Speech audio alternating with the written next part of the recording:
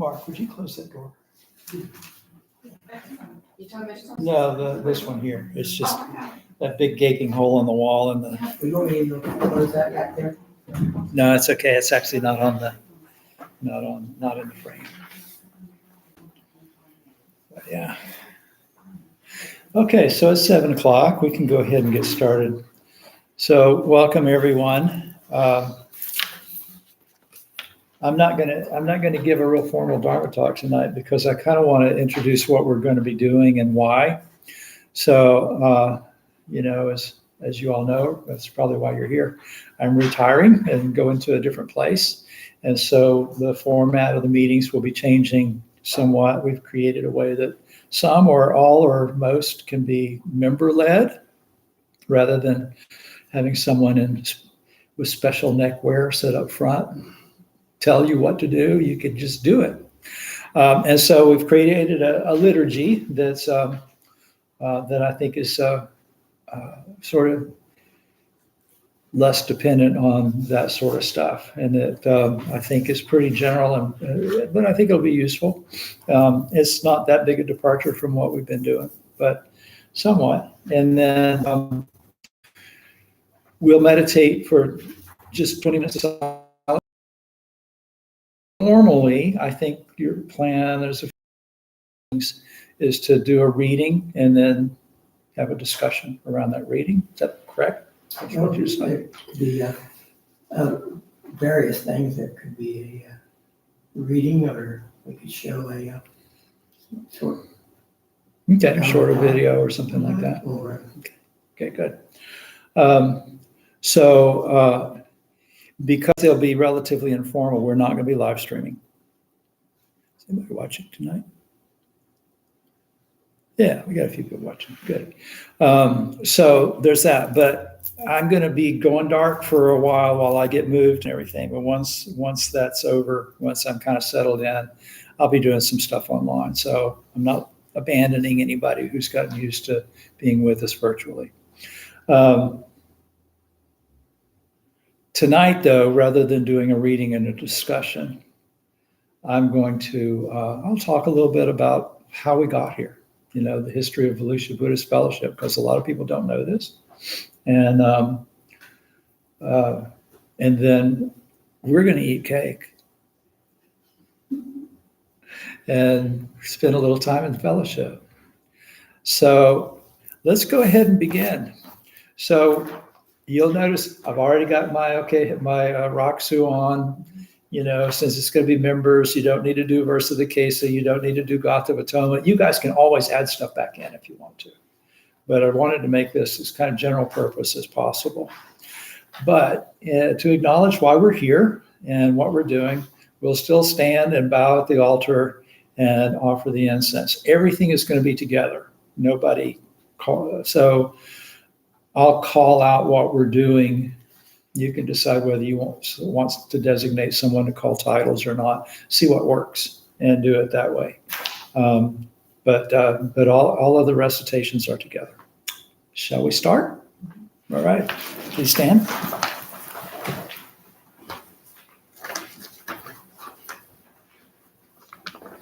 Three bows.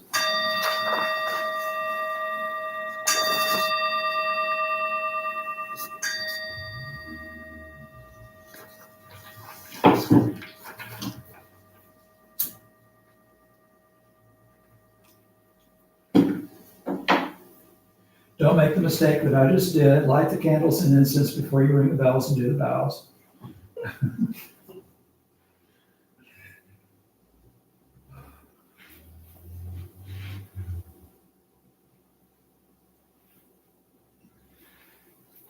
The fragrance of this incense invites the awakened mind to be present. It fills our sacred space, guards our minds from wrong thinking. The fragrance of this incense unites us with virtue, mindfulness, and wisdom. We offer it on behalf of all beings. Be seated.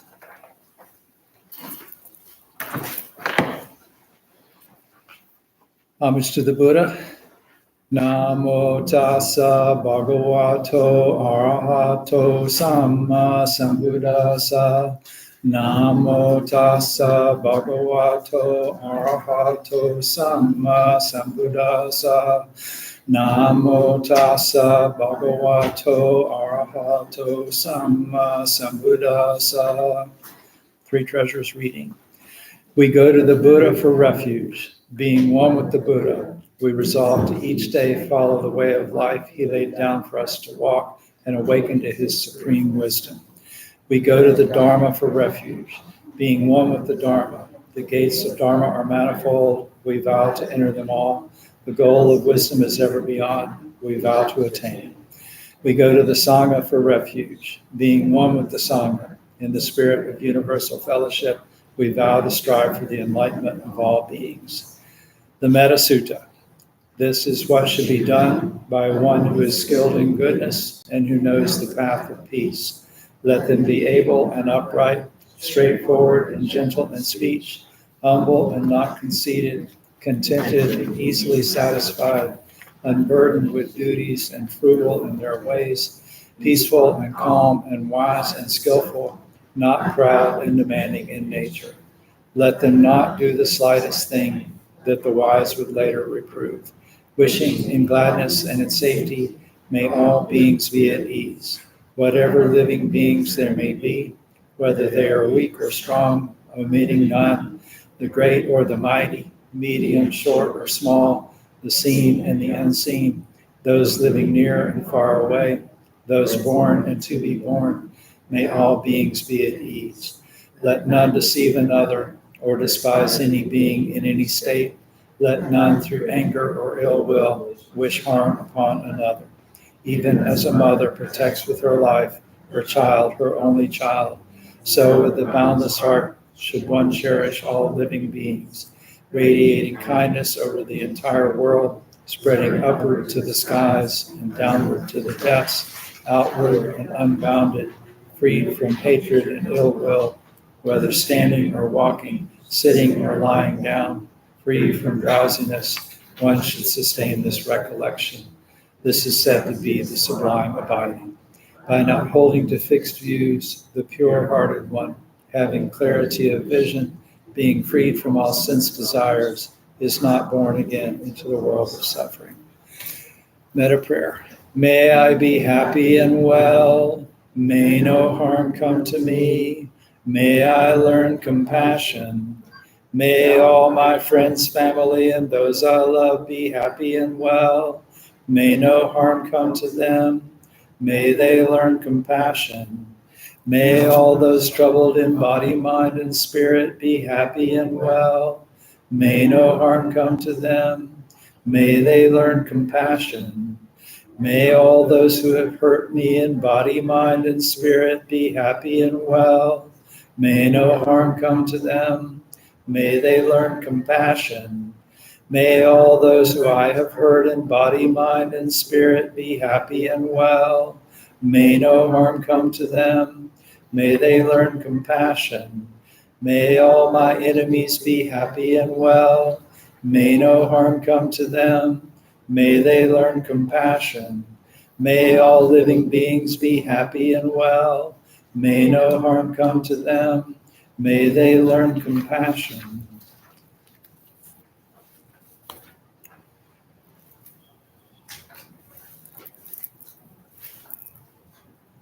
Do a 20-minute silent meditation.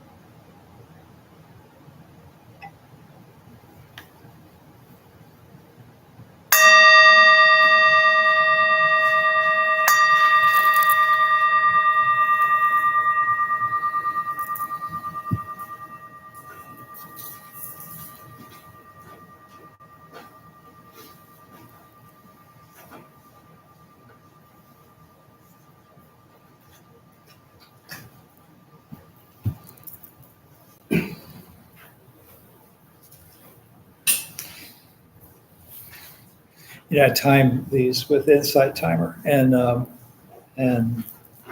there are people who have been watching us streaming and who will also time with Insight Timer. And you can friend people, right? So there's a few people I almost always see when the bell rings that are meditating with us using the timer. So I just kind of wanted to talk a little bit about the history of Volusia Buddhist Fellowship, how we got here. Because this is one of those moments. Jim and I were talking earlier, and he was asking me some questions about, when things happened and that kind of stuff, and what year things were and all of that. And I said, you almost never know you're making history while you're making history. You just never realize the significance of what you're doing while you're doing it. But this is one of those moments, I think, when there's a change, and change, I think, will be healthy over the long run. An institution, any institution that's dependent on one person isn't really a community. You know what I mean? And so I think this is the point, really, where it becomes maybe more of a community. Well, time will tell. We'll find out. But anyway, I just kind of wanted to explain how we got here, because I know a lot of you weren't around at the very beginning. In fact, almost none of you. Jim was. So 2002, I think it was 2002. We moved to DeLand, and I think it was in the late summer or early fall that a notice appeared in the paper. That used to be how you found out things. Notices appeared in the paper that there was going to be a meditation group here. I think it might have said Buddhist, but I don't remember for sure. And so I was actually covering commission meetings at the time, one of the communities here in West Volusia. So I couldn't come, but Michelle did. And then the commission meetings and the Buddhist meetings stopped overlapping, and so I could start coming. And the organization was started, or the event was started by a man and a woman named John and Cheryl. They had met somewhere along the way and started talking about Buddhism, and one had been to a retreat with Lama Surya Das, if I remember correctly. And the other had been reading books by Venerable Thich Nhat Hanh. And so they wanted to practice with a community, and there was nothing in West Volusia. In fact, I don't think at the time there was anything in East Volusia. I think the closest Buddhist community at the time was in Longwood. And so they said, well, why don't we have a meeting and see who shows up and see what happens. And so they did. And within about a year, I think, one of them decided they wanted to move to the beach side, and one of them decided they wanted to travel. And so, and there were not very many people showing up. At the beginning, there was a whole lot, and then it tapered off, and then there'd be a few more, and they would taper off again. And so they basically gave me the keys and said, if you want this to continue, you've got to do it. You're in charge. And so by virtue of the fact that I had the key to the church, I was in charge now. And there were not very many people coming, but we had this sense, that something was happening. And so I happened to be reading Tricycle magazine one day, and there was an ad for Change Your Mind Day, which back then, so this would have been about 2003, Tricycle had done this thing in Central Park, in New York, where they had brought together teachers from different Buddhist traditions to talk, and people could come out to the park and listen. And so they had started encouraging other Buddhist organizations to do kind of the same thing, sort of a Buddhist community day, all on the same day. So I said, well, that's really interesting. Maybe we could do that next year. And so I called them. And much to my surprise, they called me back. And not only were they helpful, they really wanted us to do it then, like that year. And it was only, I think, 5 weeks away. And I said, man, I don't know if we could pull it together. Oh, yeah, sure you can. So we started trying to find Buddhist organizations. So there was a guy named Mike Ladwig who had started leading a study group in Ormond Beach at the UU Church there. And there was a Shambhala, which is a Tibetan organization in Gainesville. And there was a guy who was teaching meditation at a yoga studio. And there was a doctor down in Southeast Florida, like Sebastian Inlet, somewhere down there, who was teaching mindfulness as part of her medical practice. And who agreed to come? There were others. There's, the Chinese temple down in Orlando. They weren't really communicating with us.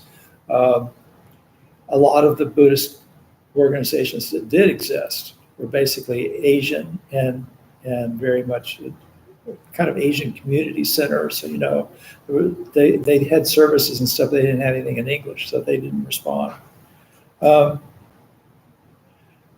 we had it at a yoga studio downtown DeLand, and I think about 100 people showed up. Does that sound about right to you? Mm-hmm. Jim was one of them. And I think that's the first time we met, wasn't it? Okay. Yeah. And so that kind of got things going. Suddenly there were people who knew we existed, and we knew they existed, and we knew how to find each other. And so that's really, to me, that's sort of the start of this. And that would have been in summer of 2003, I'm pretty sure. I've got clippings of all this stuff, but it's in a box somewhere right now. When it gets unpacked at the other end, we'll digitize some of this and make it available. But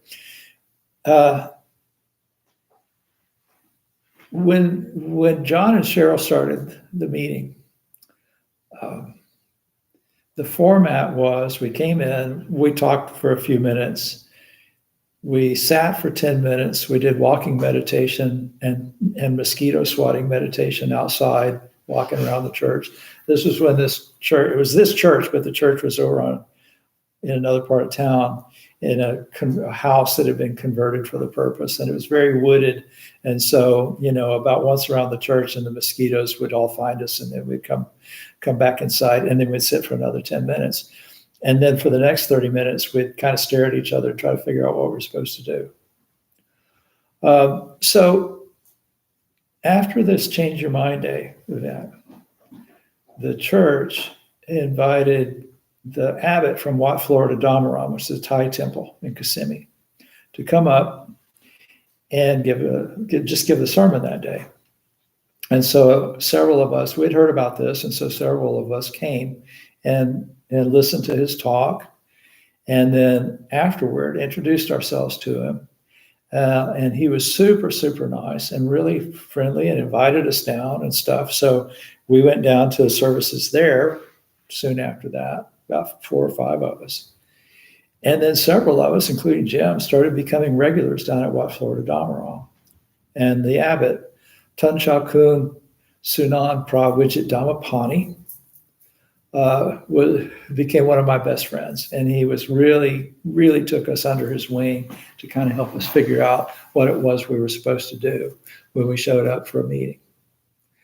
And so a number of us became pretty immersed in Theravada Buddhism for a period of time. And that's when I ordained, spent a brief period as a monk. But I spent a lot of time with Tun Cha Kun. And then after that, along the way,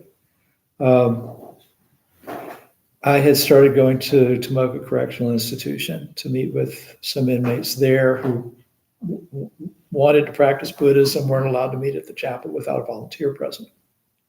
And so I'd started going there. And clergy can do certain things that a spiritual community need from time to time. Clergy can do refuge services, for example. So if somebody says, this is the path I'm on, I want to confirm that in a meaningful, spiritually meaningful way, you can do that.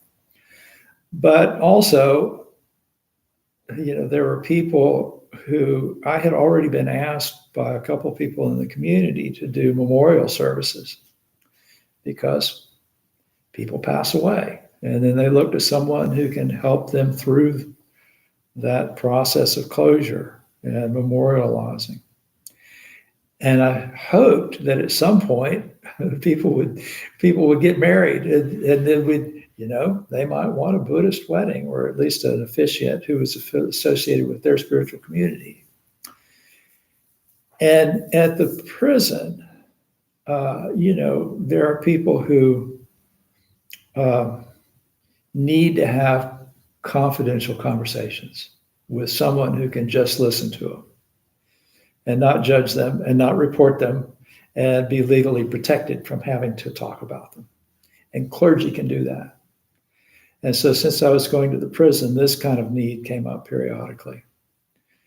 So Charles Suadera, he's passed away since then, but he was a very regular member, and he was very experienced. He had been involved with a couple of big organizations in California over the years of his practice.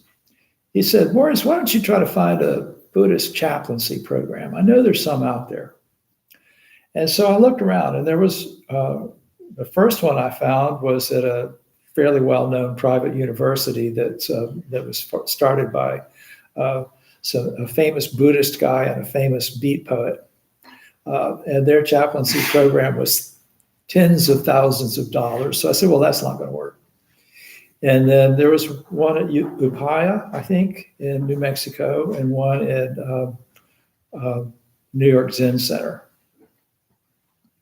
And they were closer to realistic in terms of my ability to do them, but it would have still not really been too feasible for me. And then I found the Bright Dawn Center for Oneness Buddhism, which actually at the time was the Bright Dawn Institute for American Buddhism.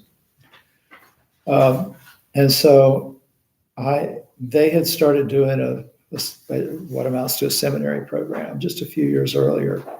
And I talked to some of the people who had done it. And I talked to Koyo Kabose, who was the head, and told him what I wanted to do and why I wanted to do it. And he said, well, sounds good to me. So, and the price was right. It was by donation, whatever you could do to support them. So I'm still supporting Bright Dawn all these years later. Koyo told me one day that this is a debt you will never be able to repay. And he's right, absolutely right. There's no amount of money and effort and attention that will ever repay what I got out of that. But that's, a lot of what we do and have done in the liturgy here kind of started with Thai Buddhism and then got filtered through Bright Dawn. And then, eventually, we kept doing Change Your Mind Day for a long time until Tricycle basically stopped, and then it just kind of fizzled out. And then by then there were a lot of Buddhist organizations around, so it wasn't quite as big a deal. But I met Kai Tien at White Sands, and that's how that relationship started. So he affected what we do. We appropriated some of what they do at White Sands into our liturgy. So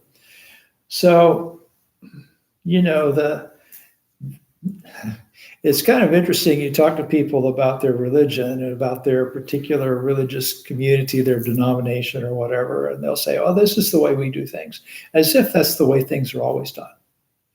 And the reality is there's a lot of evolution, a spiritual community, however you define that, is, or at least should be, a living thing, an organic thing, not a museum piece. Spirituality is not something that you go, okay, here it is. This is the book. Follow this exactly to the letter, and everything will be fine.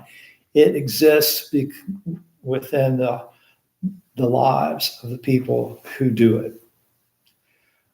So this will continue, I'm sure, and it will change, I'm sure. And I'll still be a part of it one way or another. And so, I'm actually looking forward to seeing what you guys do after I hand you the keys to the church and say, if you want this to continue, you have to do it. And so I really hadn't thought about it that way until just now, but that does seem to be the way things change sometimes. So anyway, thank you very much for being here. It's nice to see so many of you have shown up tonight. It's nice for me to be able to see you before I go off into the Great White North. So any questions or comments? And I'll end this in just a few minutes, and we can get to the important part of the evening, which is the cake. Yes. When did you start going to Unitarian churches and looking at groups in other parts of the community? You mean, when did I start looking at other Buddhist groups, or when did I start speaking at Unitarian church? You started at the Unitarian church, but there were other groups that you would go to, wasn't it, for a while? So there's a number of Unitarian Universalist churches and congregations within a couple hours drive of here. And the UUs have a lot of them have an interest in Buddhism. I'm not sure where that started, but an awful lot of UU churches have Buddhist groups attached, like this one. Brevard Zen Center meets at a UU church and has for years and years and years. And I think the first formal meditation I ever did with a group of people was at a UU church in Orlando. The pastor there had been to retreats with Venerable Thich Nhat Hanh and started a practice community there. And that was my first practice community. And that was in the late 80s or early 90s. Anyway,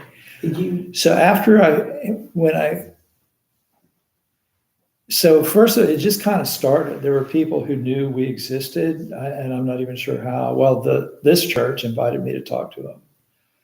And then I think one other one did too. Knew I was around, met me somewhere. And then after I finished Bright Dawn,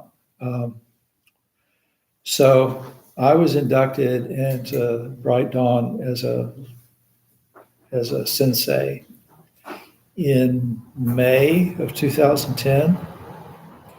In March of 2010, the newspaper where I had worked, it pretty much imploded. And so I got laid off. So my career plan had been, I was going to be a journalist until about now. And then I was going to retire and do religion full time.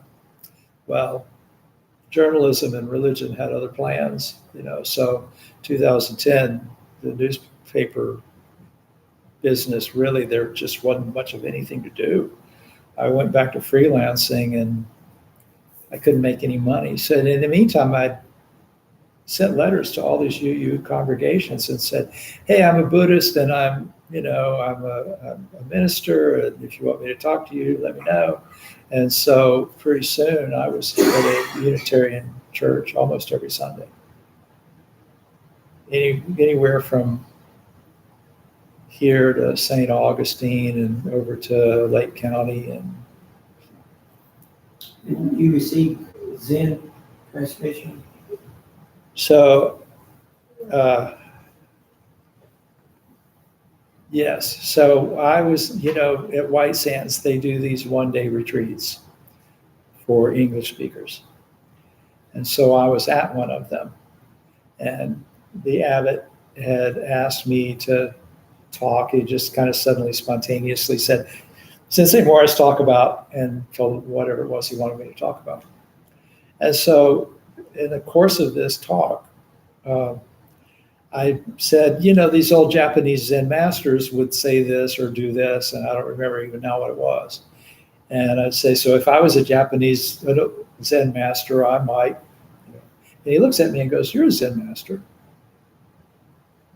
And I said, and he goes, "I think you're a Zen master. They think you're a Zen master. How are you not a Zen master?" So I came to a different event a few weeks later, and I said, Venerable Kai Tian, I've told people that you're giving me Dharma, that you gave me Dharma transmission. And then I laughed because, I was not serious. And he said, to my surprise, "We should make that official." So, and then that was the end of the conversation. He does these things, and so the next time I was there, I said, "Were you serious about that?" And he goes, "Oh yeah." And I said, "Well, what, are we talking Soto Zen, Rinzai? What would it be?" He goes, "So Rinzai." Well, Rinzai Zen, in order to become a Zen master, you have to solve a bunch of koans. Joshu is scolding a monk. The dog walks by. The monk says, "Does the dog have Buddha nature?" Joshu says, "Moo." Why did Joshu say moo? Which means no. All the beings have Buddha nature. Why did Joshu say moo? And so you meditate on this till you come up with an answer. And I said, "Well, you're going to make me solve a bunch of koans because I've never done one." And he goes, "No, I don't do koans." So, end of conversation. So the next time I'm there, he goes, "Let's do your Dharma transmission today." I said, "Okay." He said, "You should have invited all your friends." I said, "I didn't know you were going to, I never knew you were serious about this."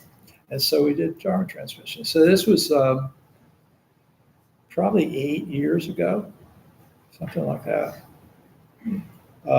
And then 4 years ago or thereabouts, I took ordination in Soto Zen. And I did that because, I have a close relationship with Brevard Zen Center and with the teachers that are associated with that organization. One of their monks had started coming to the prison not long after I did. And so I've gotten to know them very well.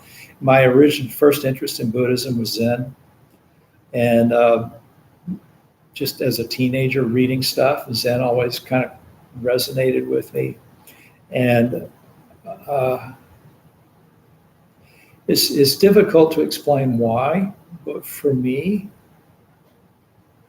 I always felt like I was a little incomplete when I did I did a very brief stint as a monk in the Thai order, very brief. Like basically they have a couple of retreats a year, and I did one of those as a monk, and then I hung around for a few days after that. That's pretty much the way it worked.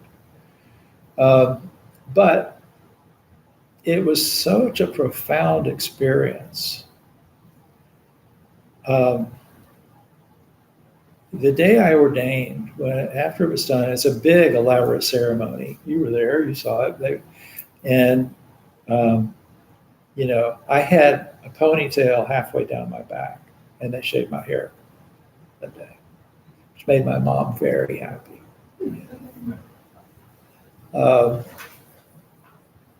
But I got through with the ordination ceremony, which takes a couple hours, I think.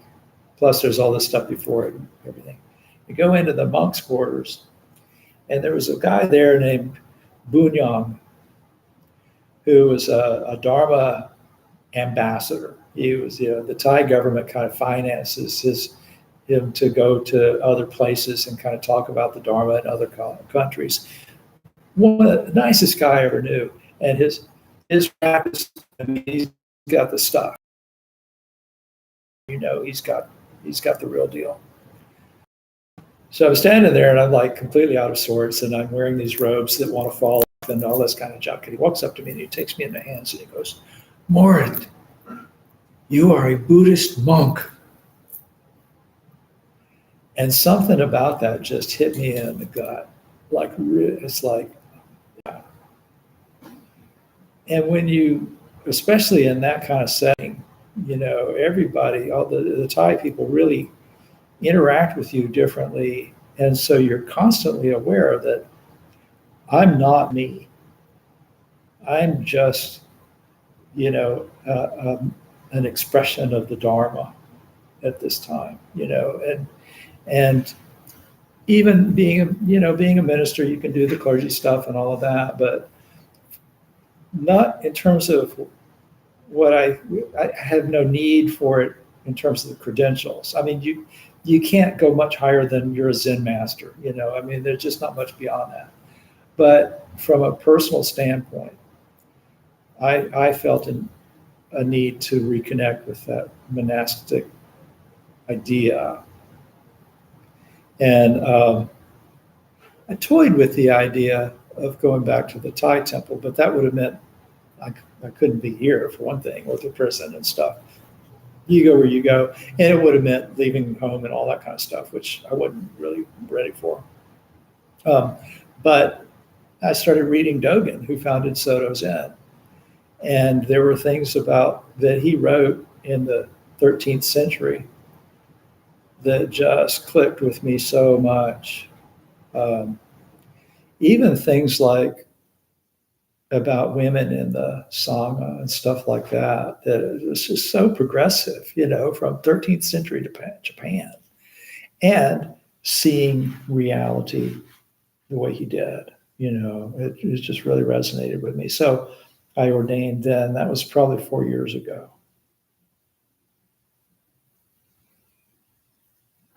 And how did you get introduced to Stetson? I was going to Stetson periodically. Religious studies professors would call me and say, "Hey, I'm teaching a class on Buddhism. Can you come talk about meditation?" or something like that. And somewhere along the way, I met the chaplain, or I met someone who told the chaplain about me. The chaplain was a very interesting guy named Michael Frank, who was a DeLand native, much beloved guy in the community, much beloved guy at Stetson. And he was Baptist, but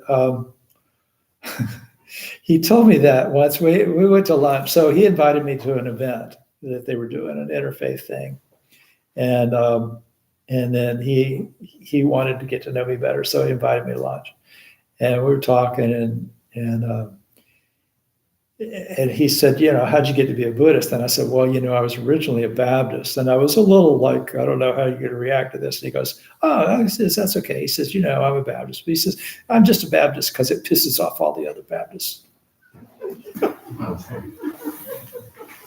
So anyway, we became friends. So when he became very ill and was in hospice, and and they asked him, do you want us to send a chaplain to talk to you? And he said, no, because I know everything every chaplain says. I know all the cliches. I've heard them all, and I've said them all. I want to talk to somebody who, is not going to just repeat the same old cliches. Would you see if Morris Sullivan will come visit me? And so they reached out to me, and I just kind of got this Facebook message from somebody that says, Michael Frank's in hospice and wants to talk to you. So I went over and ended up spending a lot of time with him during his last year. He lived another year, and he went for refuge with me. And he would proudly describe himself as a Buddhist Baptist or a Baptist Buddhist, depending on how he felt like at that particular moment. It was an amazing opportunity for spiritual growth for me, because we do have cliches, but talking to him, I would hear something coming out of my mouth and go, I've said this before. I've said this too many times before. This guy doesn't have a lot of time to screw around. I want to talk to him in the time that he's got in a meaningful way. And I don't need to be repeating platitudes and cliches and crap that I've heard other people say. It was really interesting.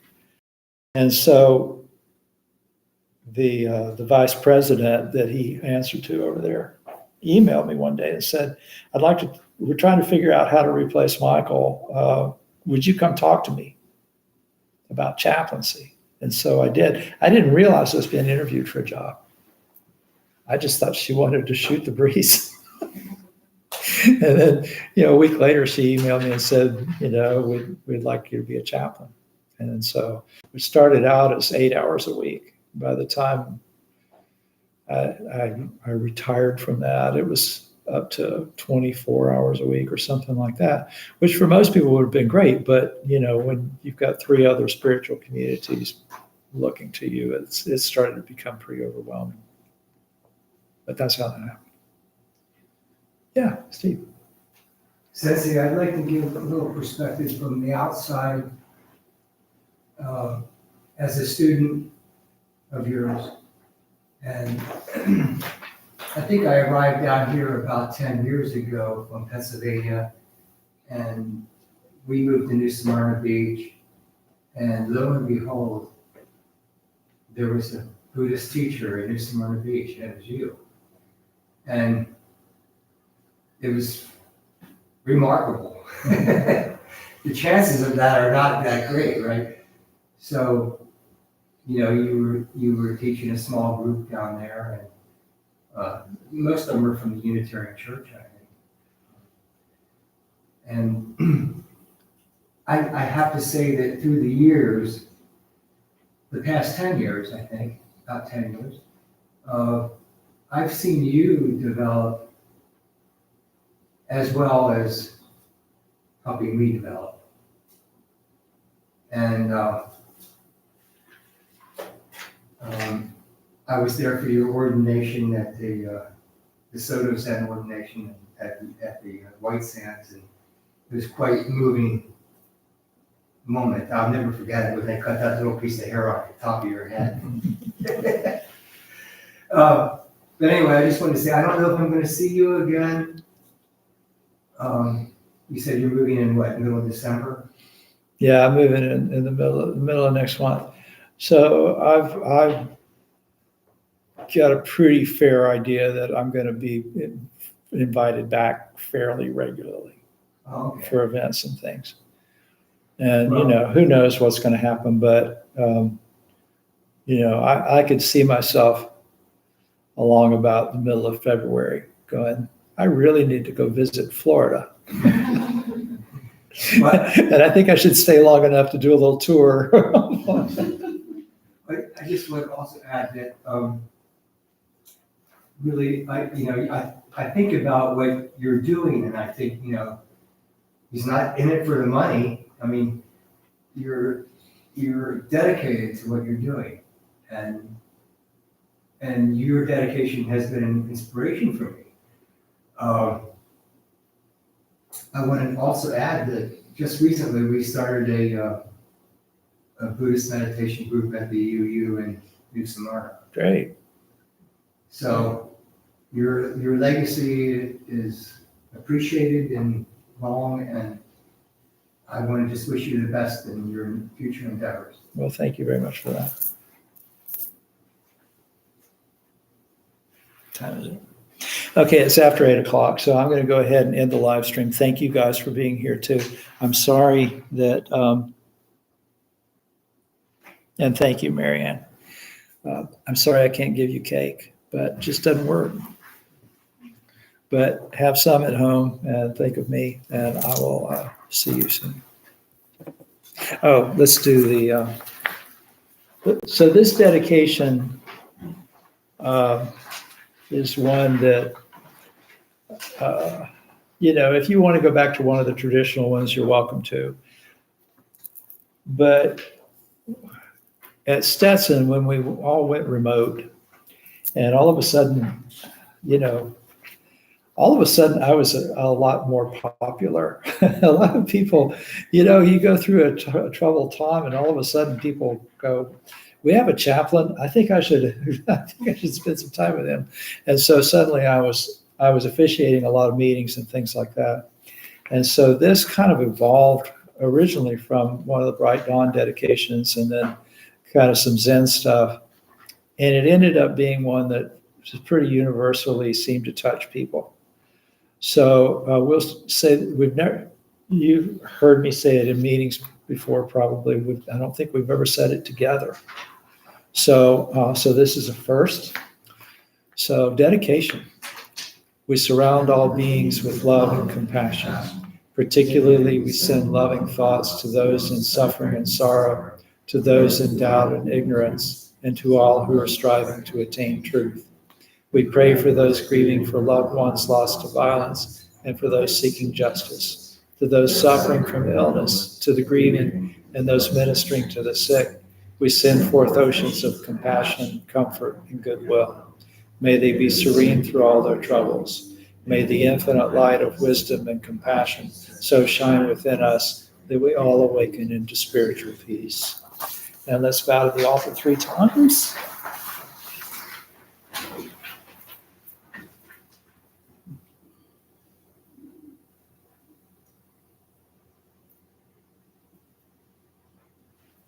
And to each other.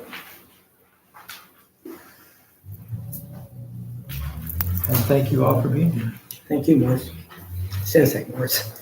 I've been with Sensei Morris so long that for years until he